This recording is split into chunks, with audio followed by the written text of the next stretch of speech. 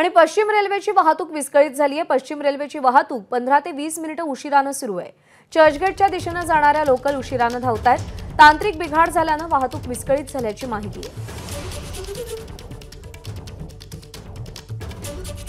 15 ते 20 मिनिटे उशिराने पश्चिम रेल्वे धावतीये। चर्चगेटकडे जाणारी वाहतूक ही उशिराने धावत असल्याची माहिती आहे।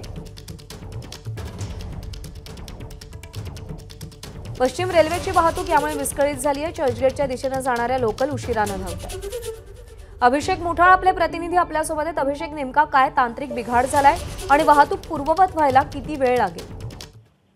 गोरेगाव ते कांदिवली हा जो भाग आहे, इथं एकूण 6व्या मार्गिकेचं काम सुरू आहे आणि या 6व्या मार्गिकेचं काम सुरू असल्यामुळे मागील 2 ते 3 दिवसापासून आपण बघतोय पश्चिम रेल्वेवरील अनेक गाड्या ज्या आहेत त्या आपल्याला कुठेतरी धीम्या गतीने धावताना पाहायला मिळाल्या आहे। मात्र आज पाहायचं तर यामध्ये काहीतरी तांत्रिक बिघाड झालेला आहे असं सांगण्यात येत आहे।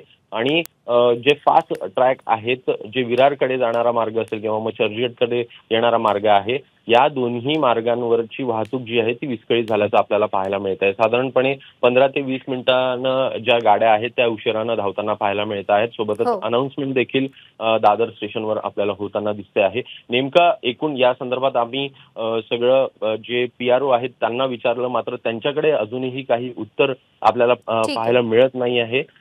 प्रामुख्याने लोकांना मात्र याचा नाहक त्रास जो आहे तो सहन करावा लागतो। अभिषेक, धन्यवाद दिलेल्या माहितीसाठी। ABP माझा, उघडा डोळे बघा नीट।